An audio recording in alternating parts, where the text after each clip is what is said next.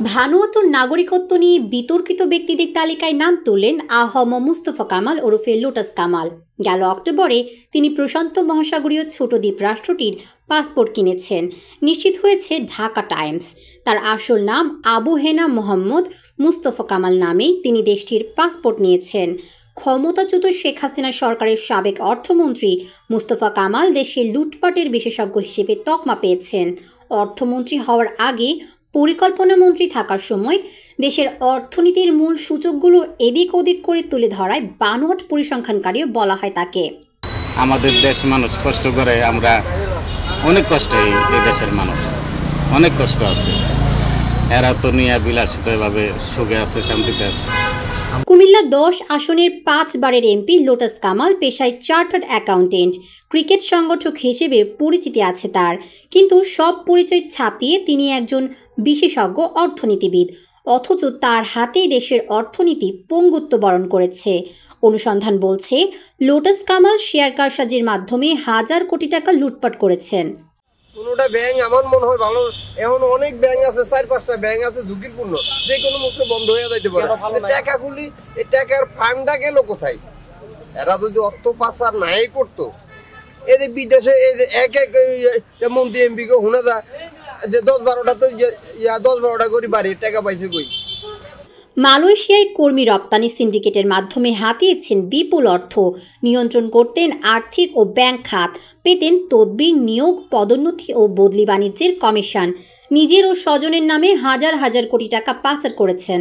সব মিলিয়ে মন্ত্রিত্ব ছিল তার কাছে টাকা বানানোর মেশিন। লোটাস কামালের স্ত্রী কাশ্মীরি কামালের সম্পদও কম নয়। স্ত্রী, 2 মেয়ে ও 5 নাতি নাতনির নামে যুক্তরাষ্ট্র, কানাডা, সংযুক্ত আরব আমিরাত, সৌদি আরব, সিঙ্গাপুর সহ কয়েকটি দেশে হাজার কোটি টাকার সম্পদ গড়েছেন স্ত্রী ভক্ত কামাল। স্বজনপ্রীতিতে ওস্তাদ ছিলেন তিনি।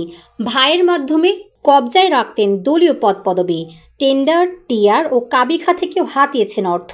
প্রয়োজন না থাকলেও কুমিল্লায় গ্রামের বাড়ির পাশে বিভিন্ন সরকারি প্রকল্প নিয়ে অর্থ হাতিয়ে নিয়েছেন। দিনমজুর বাবরু মিয়ার ছেলে কামালের পরিচিতি ছিল আদম ব্যবসায়ী হিসেবে। 1994 সালে তৎকালীন কুমিল্লার 9 আসনের এমপি অধ্যক্ষ আবুল কালাম মজুমদার মারা গেলে ভাগ্য খোলে তার। 1996 সালে নৌকার টিকিটে প্রথমবার এমপি হন কামাল।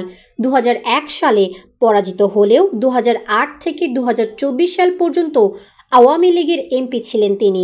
5ই আগস্ট সরকার পতনের আগেই চিকিৎসার অজুহাতে পরিবার নিয়ে দেশ ছাড়েন লোটাস কামাল। গত 22 আগস্ট কামাল, স্ত্রী কাশ্মীরি কামাল ও মেয়ে নাফিসা কামালের ব্যাংক হিসাব জব্দ এবং তাদের মালিকানাধীন ব্যবসা প্রতিষ্ঠানের ব্যাংক হিসাব স্থগিত করা হয়।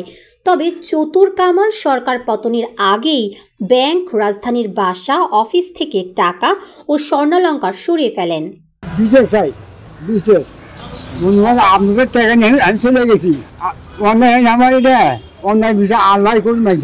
দ্বীপরাষ্ট্র ভানুয়াতু গোল্ডেন পাসপোর্ট নামের এক স্কিমের আওতায় বিদেশিদের কাছে নাগরিকত্ব বিক্রি করে।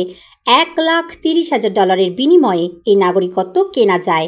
মাত্র 1 মাসেই এই প্রক্রিয়া সম্পন্ন করা যায়। এমনকি সরাসরি না গিয়েও দেশটির নাগরিকত্ব পেতে কোনো অসুবিধা হয় না। সেই সুযোগই নিয়েছেন লোটাস কামাল। লোটাস কামালের মতো বিভিন্ন দেশের দুর্নীতিগ্রস্ত ব্যবসায়ী, রাজনীতিক, পুলিশের ওয়ান্টেড তালিকায় থাকা ব্যক্তিরা ভানুয়াতুর নাগরিকত্বের সুযোগ নেন।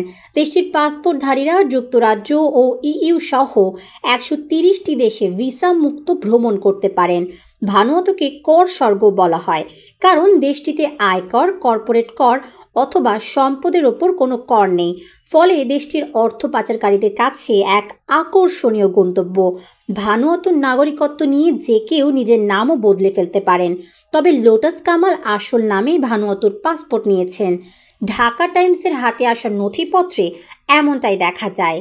দেনার দায়ে জর্জরিত ভানুয়াতু পাসপোর্ট বিক্রি থেকে প্রাপ্ত টাকা দিয়ে ঋণ শোধ করছে। করোনা মহামারীর বিরুদ্ধে লড়তেও দেশটিকে সাহায্য করেছে পাসপোর্ট বিক্রির টাকা। আর সেই সুযোগ লুফে নিচ্ছেন লোটাস কামালের মতো নিজ দেশের স্বীকৃতি পাওয়া দুর্নীতিবাজরা।